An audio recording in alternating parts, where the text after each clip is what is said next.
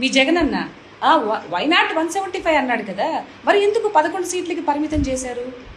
నువ్వు ఇవన్నీ తెలుసుకోకుండా ఇట్లా మంచిగా పనులు చేసుకుంటూ ప్రజల దృష్టిలో ఉండి ప్రజల గురించి ఆలోచిస్తూ ఉన్నటువంటి ఒక లెజెండరీ హీరో గురించి, ఒక ఎమ్మెల్యే గురించి నువ్వు ఇలా మాట్లాడితే అస్సలు చాలా చీప్గా అనిపిస్తున్నావు శ్యామల. ఇలా మాట్లాడుకు, ఇలా చచ్చుపుచ్చు వంకాయలు మాటలు అస్సలు మాట్లాడుకు. ఏదన్నా ఉంటే డైరెక్ట్గా మాట్లాడు. ఇక్కడెక్కడ కనిపించట్లేదు. ఎంత మేలు చేసేది తెలుసా హిందూపురానికైనా? నీకు తెలుసా అసలు హాస్పిటల్స్ని ఎంత ఇదిగా చూసి ప్రైవేట్ హాస్పిటల్ కన్నా బ్రహ్మాండంగా ఉండాలని చెప్పేసి హాస్పిటల్ని ఎంత ఇదిగా ఇది చేశాడు? ఏం తెలుసు నీకు? అక్కడికి వెళ్ళి చూడు. ఇంకొకసారి ఇలా మాట్లాడితే తెలుసుకొని మాట్లాడు, లేకపోతే కూసో. ఓకేనా? ఎవరు 4 మాటలు స్క్రిప్ట్ ఇచ్చారు కదా అని ఇష్టం వచ్చినట్టు మాట్లాడబాక.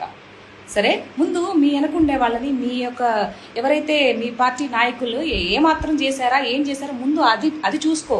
అరే మన పార్టీ నాయకులు ఏమి ఓడవి కట్టలు కట్టింది ఏమీ లేదు, ఇప్పుడు వాళ్ళని అలా ఎలా అనగలుగుతాం అనేది ఒక చిన్న కామన్